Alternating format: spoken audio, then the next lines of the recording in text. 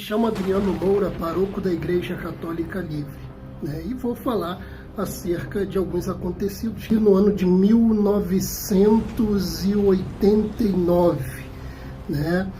Quando eu tinha 3 anos de idade, né? E passei por algumas perseguições, vamos dizer assim. Na realidade, eu vivia numa casa muito humilde, onde eu dormia num quarto e acordava em outro cômodo. Você poderia pensar, alguém levou ele. Só que uma vez eu consegui, isso era várias vezes, isso se repetiu. Quando eu abri os olhos, eu estava na sala. Eu dormia no quarto e acordei na sala. E um dia eu tentei abrir, porque toda vez que eu tentava abrir os olhos para poder enxergar, eu não conseguia, sabe? É como se eu observasse assim tudo escuro. E um dia, já com 5 anos de idade, eu consegui enxergar aquela pessoa. Mas imagino que você deve estar imaginando, pô, que pessoa é essa? Na verdade, era um espírito. Ele estava mexendo na gaveta e quando ele olha para mim, ele fica parado. Ele não tinha autorização para falar comigo.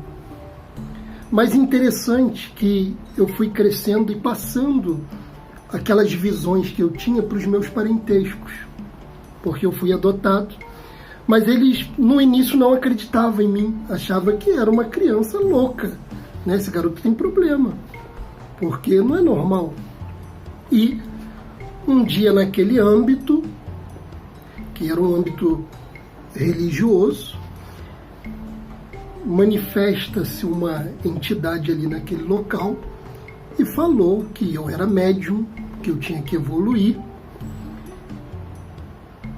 Mas eu continuei ainda vendo aquelas coisas e eles alegavam, esse garoto tem que evoluir, porque o que ele está vendo não é qualquer um que vê, e realmente eles não conseguiam enxergar. Levaram o pai de santo naquele lugar e eles escutavam tambores batendo debaixo da cama. E ali fizeram o que tinha que fazer, mas não parava o barulho. Aí pessoas especulavam-se. Ah, barata. Ah, isso aí deve ser, qual o nome daquilo? Cupim. E na realidade olhavam, colocavam remédio e não parava aquele barulho. Era um barulho mais ou menos assim. Tup, tup, tup, tup, tup, tup, tup, tup, tup, tup.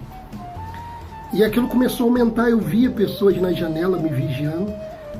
E quanto mais eu passava para as pessoas, eles achavam, esse garoto, ele tem problema, isso não é normal.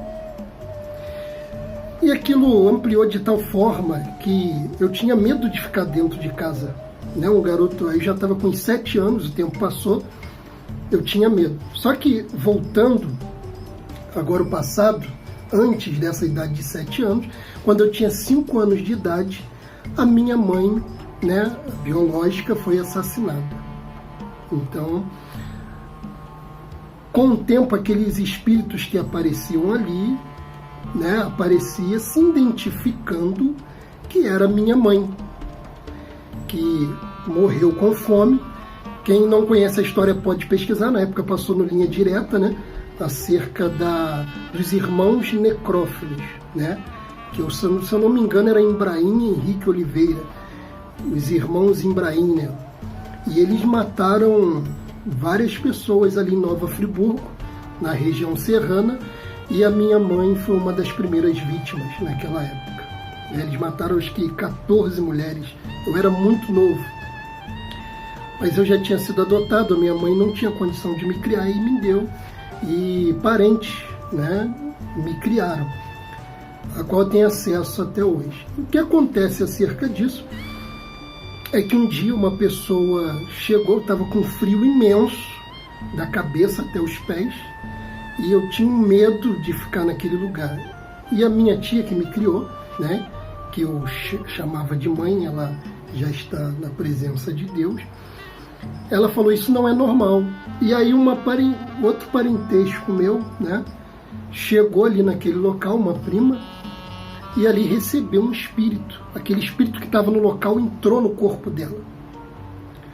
E naquele local, eu me sentindo muito mal, como eu falei, uma criança, aquele espírito começou a falar: eu estou encostado nele, porque eu tenho saudade dele, eu sou a mãe dele.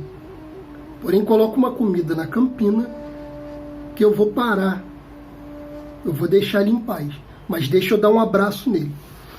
Pessoal, quando aquele espírito me abraçou, incorporado naquela pessoa, era um frio tão grande que vocês não imaginam. Era muito frio, era uma pedra de gelo. E aí parece que aquilo realmente estava sugando as minhas energias. Eu fiquei muito mal, eu só chorava.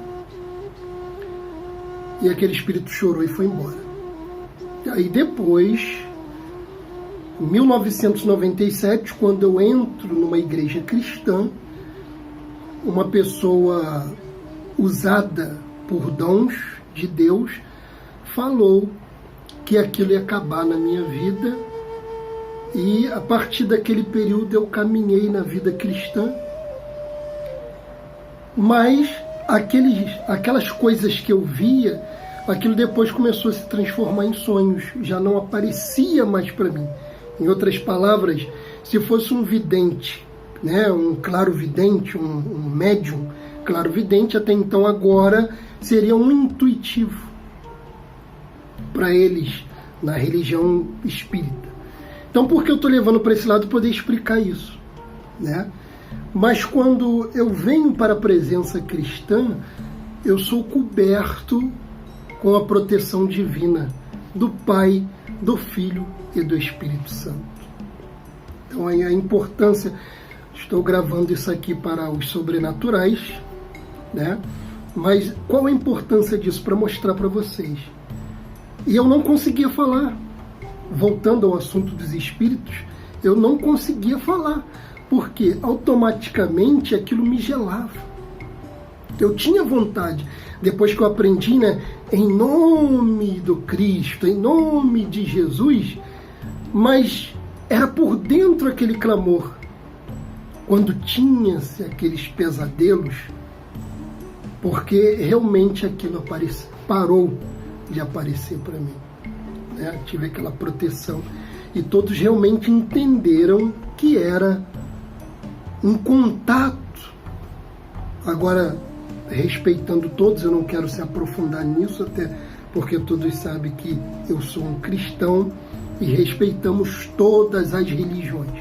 Jamais eu ia gravar um vídeo atacando o povo espírita, até porque nós temos que dizer que amamos o povo espírita e que respeitamos também, mas explicando da forma que aquilo aparecia. E realmente, às vezes, para atravessar aquele corredor, parecia imenso, parece que nunca eu ia chegar. Nos sonhos pela madrugada, eu escutava vozes dizendo: eu vou matar ele, eu vou fazer isso, eu vou fazer aquilo. Você vê um âmbito espiritual muito grande. Tinha época que eu dormia com a Bíblia em cima da cama, né? E orando a Deus, porque eu acreditava assim: se a Bíblia estiver aqui do meu lado, o mal não pode se aproximar, porque está aqui a palavra. Eu, em espírito de oração, em intercessão, para poder combater. Então eu quero dizer que foi isso que eu vivenciei, mas consegui ter a vitória, passar por cima disso tudo. E outra vez, mais tarde, né, outro dia, eu vou gravar a segunda parte disso. Então essa é a primeira parte. Que Deus abençoe a todos. E quero dizer que se apegue em Cristo, se apegue em Deus, que o Pai, o Filho e o Espírito Santo venha te proteger, te abençoar, te iluminar. Hoje eu sou guardado, protegido, iluminado, né? E graças ao bom Deus. E eu oro pelos meus familiares, meus parentescos, todos que sejam abençoados e guardados. E todos que me assistem também, né? Que Deus abençoe vocês. Amém?